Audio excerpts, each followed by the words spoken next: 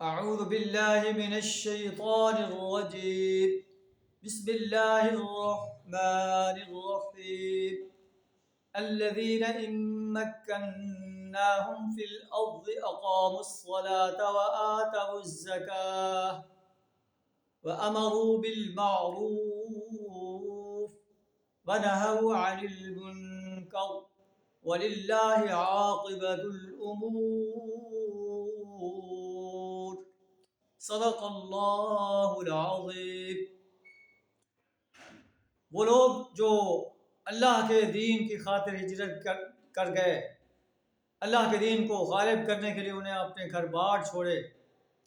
اللہ فرماتا ہے کہ ایسے عظیم انسان جب ہم انہیں زمین میں اقتدار عطا فرماتے ہیں تو یہ کیا کرتے ہیں؟ اقام الصلاۃ، نماز کے نظام کو قائم کرتے ہیں، نماز قائم کرتے ہیں. آدب الزکاۃ، زکوٰۃ کو ادا کرتے ہیں، زکوٰۃ کا نظام قائم کرتے ہیں. وَأَمَرُوا بِالْمَعْرُوفِ، نیکی کا آرڈر دیتے ہیں.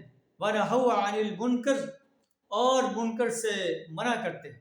یہ ان کے کام ہے کہ اللہ اگر اہل ایمان کو زمین میں اقتدار عطا فرمائے تو وہ نماز کا نظام قائم کریں گے، زکوٰۃ کا نظام قائم کریں گے، امر بالمعروف اور نہی عن المنکر کا نظام قائم کریں گے.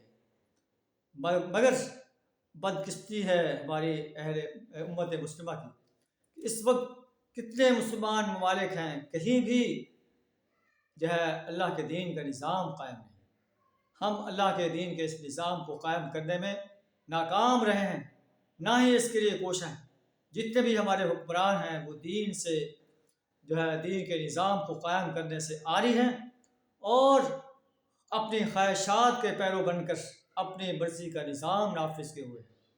اللہ سے دعا ہمیں اپنے اس ملک میں جسے ہم نے اس لیے حاصل کیا تھا کہ پاکستان کا مطلب کیا لا الہ الا اللہ، اپنے اس ملک میں لا الہ الا اللہ کے نظام کو قائم کرنے کے لیے اور باطل نظام کو مٹانے کے لیے اپنا مال، جان، وقت اور صلاحیت کھپا دینے کی جرأت عطا فرمائے. وآخر دعوانا الحمد للہ رب العالمین.